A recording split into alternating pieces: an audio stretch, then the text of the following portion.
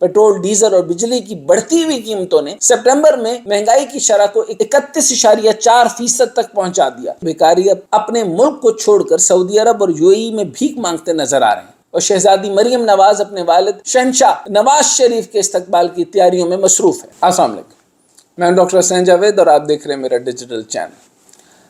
France میں انقلاب آنے سے پہلے 10 سالوں کے دوران میں غربت اور بے روزگاری عروج پر تھی۔ صرف پیرس شہر میں 6 لاکھ سے زیادہ بھیکاری گھومتے پھرتے اور بھوکے لوگ مانگنے کے لیے ہر کسی کو پکڑ لیتے تھے۔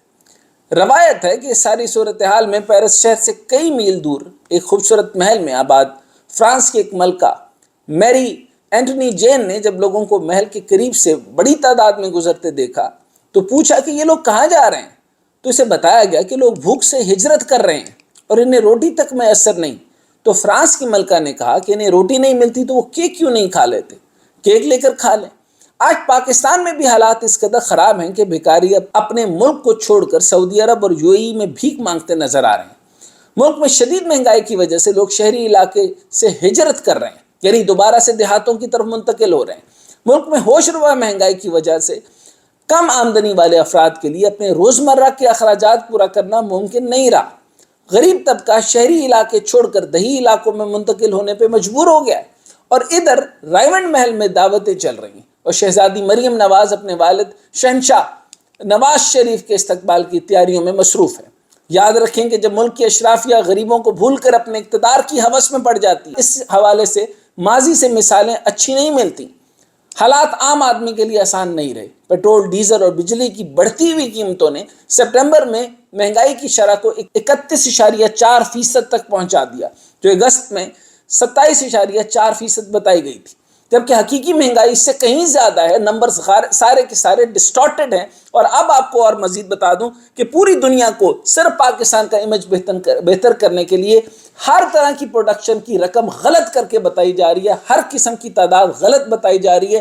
گندم ہم 5 ملین سے زیادہ کی نہیں بنا رہے، اور وہ سب جگہوں کے اوپر بتایا جا رہا ہے کہ ہم بہت زیادہ بنا رہے ہیں۔ اسی طریقے سے نیپرا نے ایک بار پھر ایڈجسٹمنٹ کی مد میں 3 روپے 28 پیسے بجلی مہنگی کر کے صارفین پر 159 ارب روپے کا اضافی بوجھ ڈال دیا۔ اب آدمی گھر کا کرایہ دے یا پھر بجلی کا بل دے۔ ورلڈ بینک کی حالیہ رپورٹ میں یہ انکشاف سامنے آیا کہ پاکستان کی تقریباً 40% آبادی خط غربت سے نیچے زندگی گزار رہی ہے، اور گزشتہ 1 سال میں PDM کی حکومت میں مزید 12.5 ملین افراد یعنی 1.25 کروڑ پاکستانی خط غربت سے نیچے چلے گئے ہیں، یعنی مڈل کلاس ختم ہو چکی ہے۔ اس طرح پاکستان کے مجموعی آبادی میں سے 9 کروڑ پاکستانی خط غربت سے نیچے زندگی گزارنے پر مجبور ہیں، یعنی لوگوں کو غربت میں دھکیل دیا گیا ہے۔ متوسط طبقہ جو 42% سے کم ہو کر 33% رہ گیا ہے، وہ بھی ختم ہو جائے گا۔ پھر 2 ہی طبقے رہ جائیں گے، امیر ترین یا غریب ترین یا جہانگیر ترین۔ ملک کے معاشی حالات یہ ہیں کہ روزگار اور مہنگائی سے تنگ آ کر گزشتہ 2 سال میں 18 لاکھ سے زائد افراد روزگار کی تلاش میں پاکستان چھوڑ کر بیرون ملک جا چکے ہیں، کئی ڈنکیاں لگاتے ہوئے اپنی جانیں گنوا چکے ہیں۔ اور ادھر ہمارے نگران وزیر اعظم انوار الحق کاکڑ کہتے ہیں کہ لوگ ملک سے باہر جا رہے ہیں، تو کیا ہوا؟ کاکڑ صاحب، آپ تو غربت اور مہنگائی سے ملک کے اندر ہجرت شروع ہو چکی ہے۔ نگران اور غربت کے ساتھ جو ہجرت ہوئی، اس کے ساتھ کاکڑ صاحب نے بھی ہجرت کر لی۔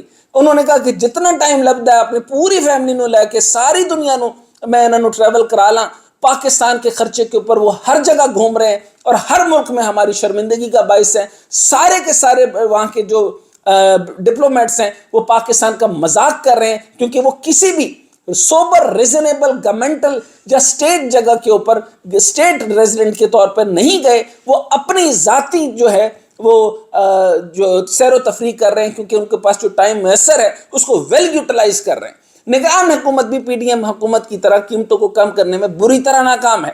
کہا جا رہا ہے کہ ملک میں آئندہ سال جنوری میں الیکشن ہوں گی، لیکن دوسری طرف معاشی بحران مزید سنگین ہوتا جا رہا ہے، اور نواز شریف کو لا کر عوام کو پھر سے دھوکہ دیا جا رہا ہے کہ نواز شریف آئے گا اور عوام کی تقدیر بدلے گا۔ مگر کیسے بدلے گا؟ کس طرح بدلے گا؟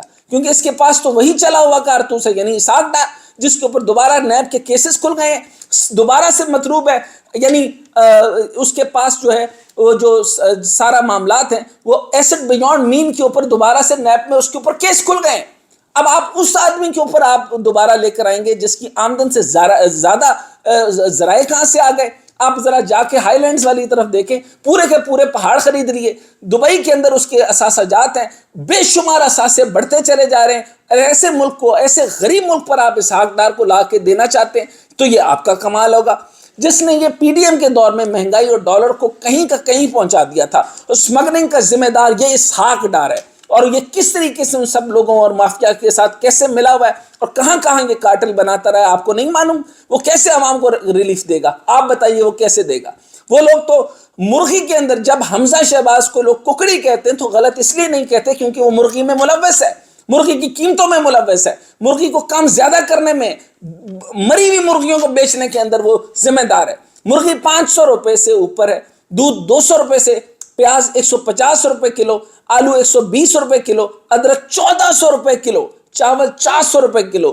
ان حالات میں غریب خود کو بیچ کر بھی بچوں کا پیٹ نہیں پال رہا، اور انہیں کہا جا رہا ہے کہ میاں کے نعرے لگاؤ، کیونکہ غریب بک رہا ہے اور امیر خرید رہا ہے۔ وہ شہباز شریف جس نے کپڑے بیچ کر عوام کو آٹا دینا تھا، اس کے اقتدار میں روٹی بھی عوام کو پہنچ سے دور ہو گئی۔ عوام کو ریلیف کے نام پر ایک بار پھر ایک پرانے ٹرک کی بتی کے پیچھے لگایا جا رہا ہے، جس کی غلطی صریحاً غریب کی ہے۔ غریب بک رہا ہے، غریب اپنے آپ کو بیچنا شروع کر دیا ہے، غریب کی قیمت اس نے اپنی جو ہے وہ بریانی کی قیمت لگا دی ہے، اور اب جب شعور پکڑا تو کتنا عجیب پکڑا کہ عوام سب 1 to 5 پہ بکنا شروع ہو گئی ہے کہ اب یہ کام بھی عوام نے تو بتایا ان لوگوں کو۔ دیکھیے، تب تک آپ پر ظلم نہیں ہو سکتا جب تک آپ اپنے اوپر ظلم کروانا نہ چاہیں۔ تو آپ پھر ایک دفعہ بکنا چاہتے ہیں تو وہ آپ کو خریدنا چاہتے ہیں۔ آپ جو ٹرک خود چلنے کے قابل نہیں، وہ معیشت کیا چلائے گا؟ آپ اسی کے پیچھے چلنا چاہتے ہیں، تو چلیے آپ کا مقدر۔